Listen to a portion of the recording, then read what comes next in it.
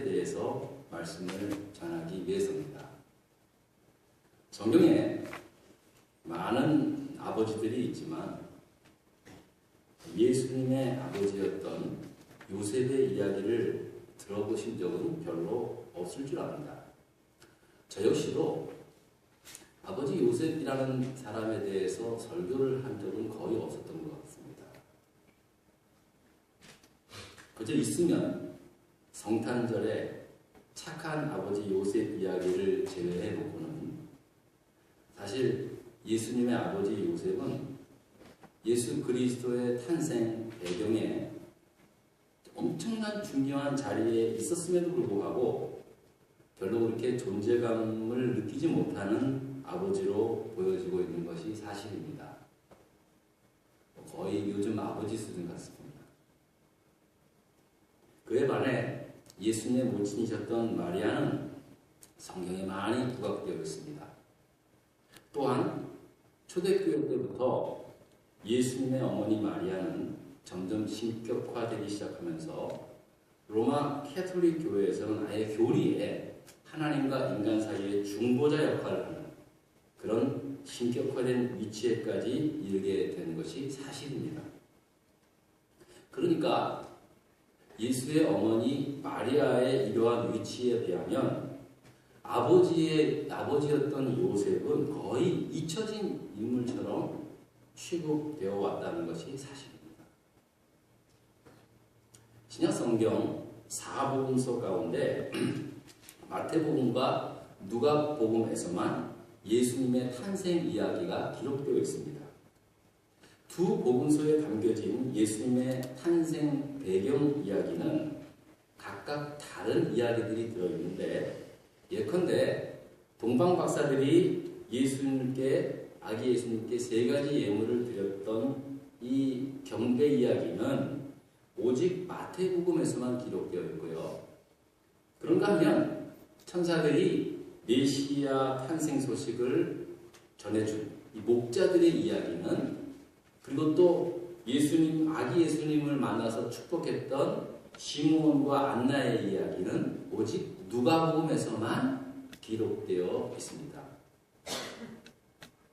또 그런가 하면 예수님께서 태어나시기 전 마리아에게 성령으로 잉태하여 예수 그리스도께서 탄생하실 거라는 천사의 예언을 듣게 된 수태고지라고 하는데 그 수태고지의 사건은 독특하게 마태복음에서는 아버지 요셉에게 전달되고 누가복음에서는 어머니 마리아에게만 전하고 있음을 우리가 발견할 수 있습니다. 물론 이것은 신학적인 해석이 왜 그런지는 좀 필요하지만 이제 보면은 그렇다는 거죠. 그러니까 누가복음을 통해서 함께 보았을 때는 예수님의 이 수태고지, 예수님의 탄생에 대한 예언의 말씀은 결국 아버지가 되는 요셉과 어머니 마리아에게 시간 차이는 좀 있어도 똑같이 전달되었다는 것입니다. 이건 뭘 의미하냐면요. 여러분 사실 이게 결혼식을 앞둔 약혼자들 아니었습니까? 그런데 갑자기 성령이 잉태하여 구세주가 탄생한다는 거예요. 여러분 이게 쉽게 납득할 수 있는 문제입니까? 아무리 성령이고 아무리 하나님이 천사가 보내도 이게 이 아이를 잉태해야만 했던 마리아에게 있어서는 너무 놀란 일이에요. 아니 난 남자를 알지도 못하는데 어떻게 아이를 갖느냐고 반문을 할 정도입니다. 천사 가브리엘이 전하는 말을 도저히 받아들일 수 없었습니다. 결국 성령으로 잉태된다는 말씀에 주의 계집종 예언이 말씀대로 이루어지이다 라고 순종하지 않았습니까? 그런데 아버지 요셉은 18절을 보니까 자기 아내가 될 사람 마리아가 이미 성령으로 아이가 잉태되었다는 소식을 먼저 듣고 난 다음에 그 소식을 이미 듣고 난 다음에 천사 가브리엘의 소식을 듣게 됩니다. 그러니까 일이 이미 벌어지고 난 다음에 들었다는 거예요. 이건 인간적으로 봤을 땐 뒤통수 맞은 겁니다.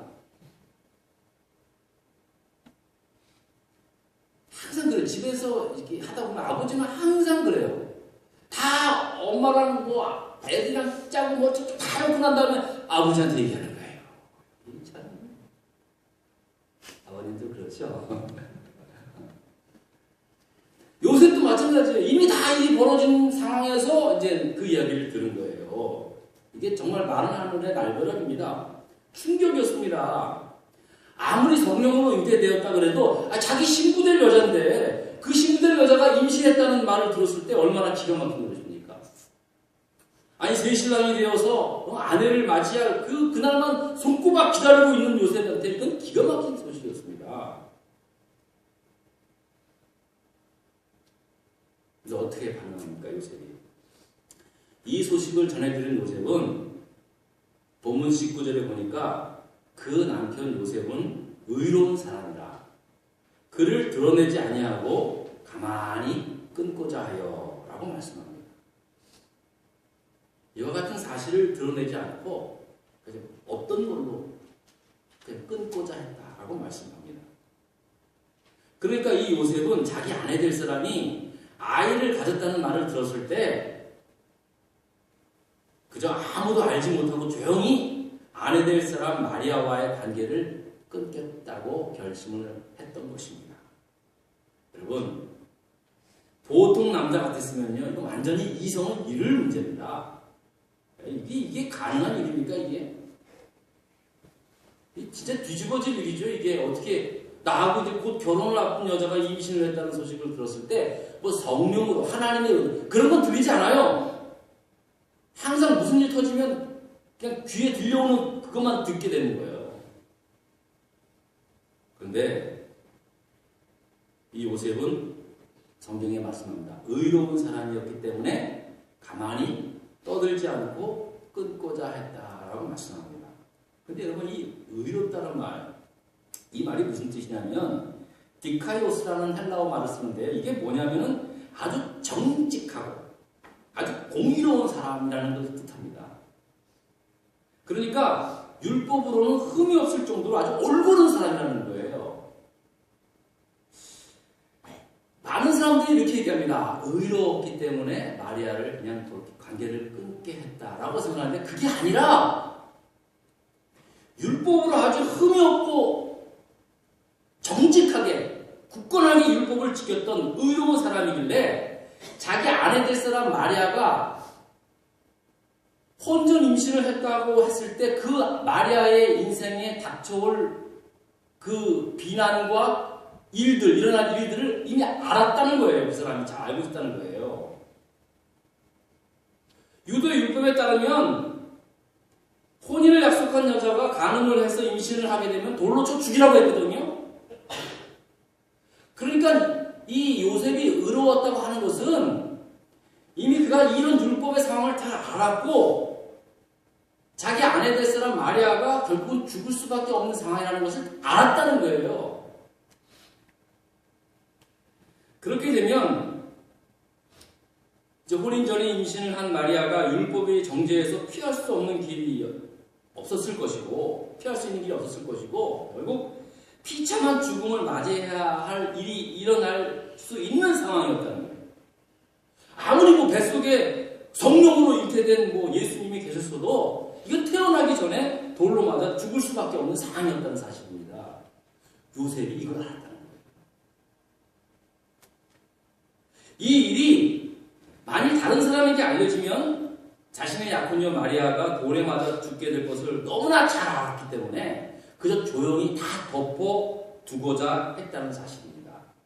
여러분, 지금 이와 같은 요셉의 이 정황, 이 요셉의 이 상황이 무엇을 의미합니까?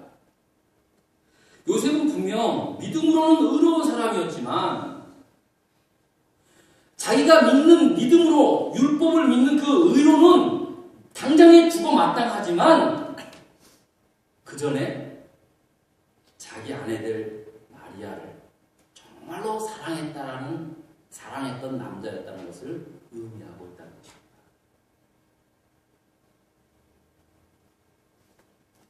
여러분, 이 요셉이라는 남자가 자기가 믿는 신앙대로라면 당장에 임신을 한 남의 아이를 가진 임신을 한 마리아를 돌에 맞아 죽게 할 수 있었습니다. 신앙대로라면요. 근데 도리어 그는 그의 의로운 신앙이 아닌 한 남자로서 정말 한 여자를 죽을 만큼 사랑했던 그 사랑으로 마리아를 살렸다는 사실입니다.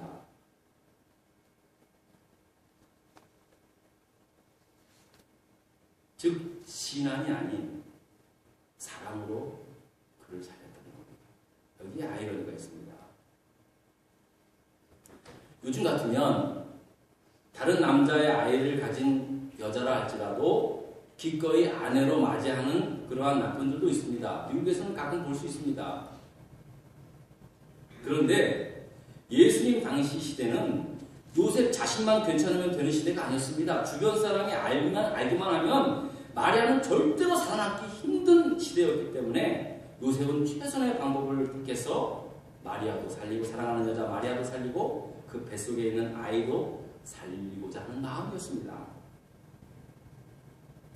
여러분, 우리는 이 요셉이라는 남자를 통해 때로는 우리가 아내를 사랑하고 또 남편을 깊이 사랑하는 어떤 이런 인간적인 마음, 이것 역시도 하나님의 크신 뜻을 이루는 귀한 도구로 사용받게 될 수 있음을 알아야 합니다. 예수 믿는다고, 신앙을 갖는다고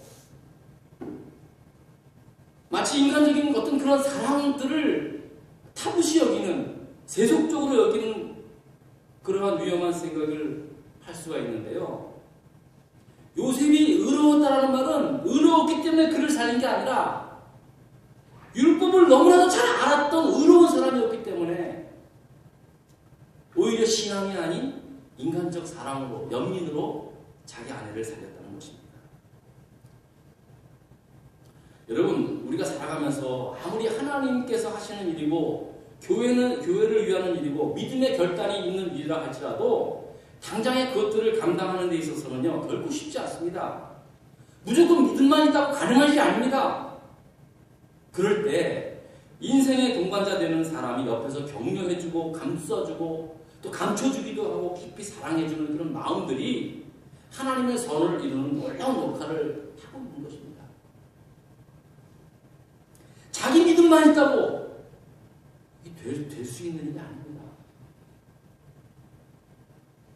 만일 요셉이 자기가 믿는 율법대로 마리아를 돌로 맞아 죽게 했더라면 결국 그의 믿음이 예수님을 죽이는 결과를 가져올 수 있다는 사실입니다. 여러분, 이거 깊이 생각해 보면 됩니다. 이게 아이러니한 거예요. 여러분 보세요. 결국 예수님이 어떻게 죽었습니까? 어떻게 죽습니까? 바리새인들과 제사장들의 모함에 의해서 죽지 않습니까? 바리새인들과 제사장들이 괜히 예수님을 미워했습니까? 아니요. 괜히 미워한 거 아니에요. 자기들의 믿음의 신념이 정반대되니까 자기들의 믿음의 신념에 따라서 예수님을 죽인 거예요. 자기들의 신앙에 따라서 십자가에 달려 죽게 한 겁니다. 여러분, 이건 굉장히 중요한 사실입니다. 요즘 일어나고 있는 테러들 보십시오. 괜히 사람들이 미워서 죽습니까? 자기들이 믿는 믿음의 신념 때문에 그 무고한 생명들을 죽이지 않습니까? 플로리다의 어느 목사님은 설교 때 나 같아도 그냥 다 갈렸을 거라고 그런 설교를 해서 신문에 엄청난 비난을 받고 있습니다. 이게 말이 되는 소리입니까, 이게? 모슬림이든 크리스찬이든 자기의 믿는 신앙에 따라서 이런 위험한 일을 행할 수 있다는 사실이에요. 만약에 아버지 요셉이 아내를 사랑하는 그 연민, 그 사랑의 마음이 메말랐다면, 그 풍성한 사랑의 마음이 없었더라면 어쩌면 메시아로 오신 예수님도 뱃속에서 죽었을지도 모르죠. 여러분, 오늘 아버지 주일에 주인공 되시는 아버님들, 예수의 아버지 요셉을 한번 돌아보시기 바랍니다. 요셉과 같은 사랑으로 허다한 허물을 덮을 수 있는 그런 아버지 되시기를 먼저 축원합니다. 여러분, 자식들의 허물은 얼마든지 덮을 수 있습니다. 정말 뭐 수없이 속이고 돈 뺏어가고 뭐 뒤통수 치고 다 그래도 자식은 자식이에요. 뭐 언제라도 자식 다 속아줍니다. 덮어줍니다. 제 예전에 사형수 섬길 때요, 김철우라는 사형수가 있었어요. 19살 때 사람을 죽이고 사형 선고를 받았는데 그 죽는 날 어머니가요, 그 자식 그 유품을 가슴에 안고 어떻게 우는지 아세요? 우리 철우가 절대 나쁜 거 아니라고, 절대 나쁜 아이야. 얘가 얼마나 착한 애였는데 친구 잘못 만나서, 이 애미 못난 애미 만나서 부모 잘못 만나서 애가 죽었다고 그렇게 했다고 치고 우는 소리가 저는 가끔씩 이게 귀전에 들려요. 너무 잊을 수가 없어요. 잊을 수가. 그때 서울구치소 뒤에서 어머니가 오시는데 사람을 두 사람이나 죽였는 사람, 그 아들, 다 사람들은 비난하고 죽일 놈이라고 그러지만 어머니는 자식을 덮는 거예요. 사람. 그게 어머니요, 그게 아버지 아닙니까? 근데 그렇게 자식들은 잘 덮는데 이상하게 살아가면서 배우자의 왕으로는 죽어도 못 덮는 거예요. 아니, 그 자식을 낳아준 아버지, 어머니 아닙니까? 근데 그 자식은 다 덮는데 배우자의 실수와 허물은 죽어도 못 덮어요. 끝까지 가게 됩니다. 두고 보지 않았네.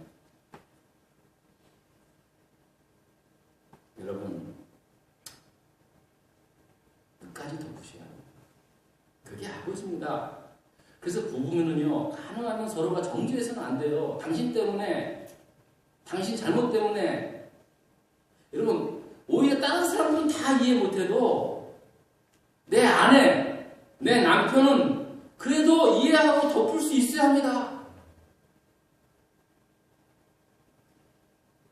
자식들의 허물은 그렇게 잘 덮어주는데 그 자식을 낳은 남편, 아내의 허물은 왜 그렇게 덮는 데 인색한지 모르겠습니다. 내 신앙대로라면 당장에 죽게 내버려둘 수 있지만 오히려 인간적 연민 때문에 사랑으로 덮을 수 있어야 합니다. 여러분, 우리가 사랑 그러는데요, 물론 예수께서 가르쳐주신 사랑, 십자가의 사랑 정말 중요합니다. 하지만 여러분, 요셉이 자기 아내 마리아를 살렸던 거는요, 믿음에서 나온 사랑이 아니라 한 남자로서 한 여자를 죽도록 사랑했던 그 사랑 때문에 살렸다는 사실을 잊지 마셔야 합니다. 또 한 가지 아버지 요셉을 통해서 보는 아버지의 모습은요, 하나님의 말씀을 한 번도 거절 없이 묵묵히 따랐던 신실한 아버지입니다. 여기서 이 묵묵히라는 말이 참 중요합니다. 그리고 어머니 마리아는요, 천사 가브리엘이 내 몸에서 구세주가 태어날 거라는 말씀을 딱 들었을 때, 난 남자를 알지 못하는데 어떻게 이런 일이 있냐고 그렇게 묻습니다. 그러니까 한마디로 반문을 한 거죠. 뭐 당연히 그래야겠죠. 그랬었겠죠. 근데요, 그냥 그렇게 되면은 물었으면 이제 설명을 들었으면 됐는데, 누가 보면 1장 26절에 보면요, 가브리엘 천사가 자세히 설명하거든요. 내가 하나님의 은혜로 성령이 돼서 아들을 알 것이고 그 이름을 예수라 하고 큰 자가 되고 온 세상을 구원할 자라고 그렇게 얘기를 했는데, 또 뭐라 그러는지 아세요? 대뜸 하는 말이, 난 사람을 알지 못합니다. 또 얘기하는 거죠. 누가 뭐 안다 그랬습니까? 그 정도 얘기했으면 뭐 그때 순종해야 되는데, 그것도 하나님께서 보내주신 천사가 그러면 그 정도 이제 알아들어야 되는데 또 반문하는 거예요. 결국 순종했지만 아버지 요셉 보세요. 여러분 한번 쭉 다시 한번 보시면은요, 주의 사자가 꿈에 나타나 이야기를 하니까 24절에 보니까 다른 얘기 물어보지도 않아요. 주의 사자의 분부대로 행하여 라는 말씀대로 그냥 다 받아들였습니다. 여러분, 따지고 보면 사실 마리아보다 남편 될 사람이 더 따져야 되는 거 아니겠습니까? 안 그래요, 여러분? 만약에 저 같으면 그러겠어요. 아무리 천사 가브리엘이 나타나도요, 한 번은 물었을 거예요. 진짜 남자가 아니에요? 난 남자가 아니에요? 그건 진짜 궁금하거든요, 저는. 근데요, 불평은 안 합니다. 그냥 그대로 행하였어요. 얼마나 멋있습니까? 정말 너무 멋집니다. 저는 이 아버지 요셉을 통해서 아브라함을 비춰볼 수 있어요. 아브라함도요, 100세에 낳은 그 아들 이삭. 얼마나 귀합니까? 근데 갑자기 그 아들을 모리아산에 가서 잡으래요. 번제를 바치래요. 그랬을 때요, 아브라함 보세요. 아무런 대꾸도 안 해요. 그 다음 일찍 생각 바뀔까봐 그 말씀을 듣는 순간 그 다음날 일찍 아들과 함께 노새 안장에 장작개비를 싣고 가는 거예요. 이게 아버지입니다.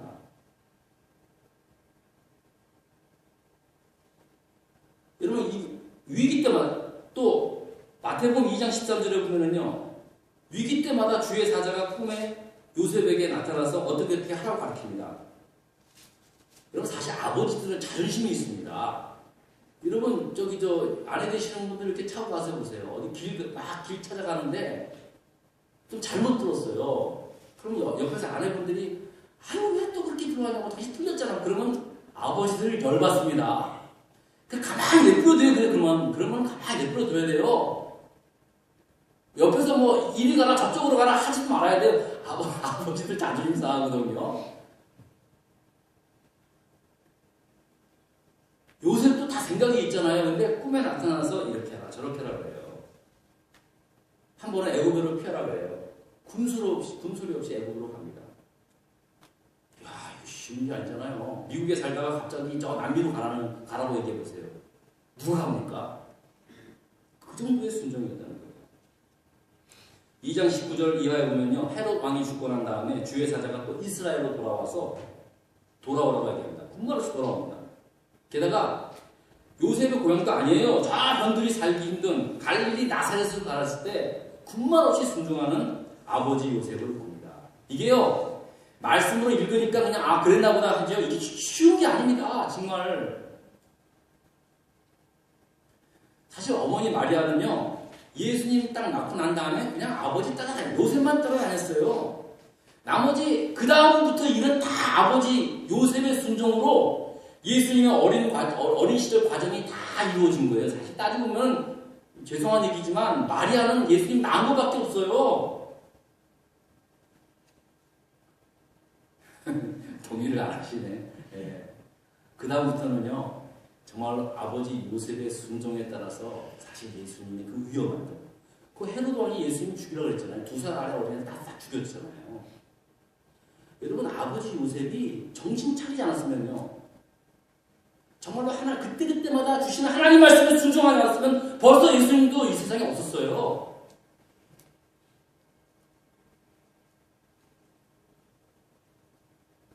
여러분, 아버지가 영적으로 바로 서야 아버지가 정말로 말씀에 순종하는 사람이 될 때 아내와 자녀들 모두 살리는 역사가 일어나는 줄 믿습니다. 여러분, 아버지의 영적인 권위와 하나님 앞에서의 바른 순종이 있을 때 가정은 살아납니다. 저는 이거요, 제 목숨을 걸고 내가 말씀을 드릴 수 있습니다, 여러분. 그래서 아내 되시는 분들은요, 아버지로서의 영적인 권위가, 또 사랑하는 남편이 하나님의 말씀 앞에 온전히 순종하는 사람으로 살 수 있도록 그렇게 기도하셔야 합니다. 흔들리는 아버지 밑에는 자녀들, 아내 다 흔들리게 되어 있습니다. 마지막 세 번째로 아버지 요셉은 철저히 신앙교육을 자녀들에게 하신 분입니다. 누가복음 2장 21절 이하에 보면은요, 아버지 요셉은 율법의 규례대로 사내 아이가 나면 8일 만에 할례를 받아야 했기에 예루살렘에 가서 율법대로 제사를 지내고 할례를 행했다고 기록합니다. 2장 41절에 보면 해마다 6월절이 되면 예루살렘으로 아들 예수를 데리고 올라가셨다는 말씀을 기록합니다. 여러분, 이게 성경에 이게 2번 나온 기록이지만 이 말씀을 통해서 얼마나 아버지 요셉이 어린 아들 예수를 철저하게 신앙교육을 시켰는지를 알 수 있는 근거가 된다는 사실입니다. 사랑하는 여러분, 사실 자녀들에게 철저하게 신앙적으로 가르치면서 한다는 거 쉽지 않습니다. 여러분,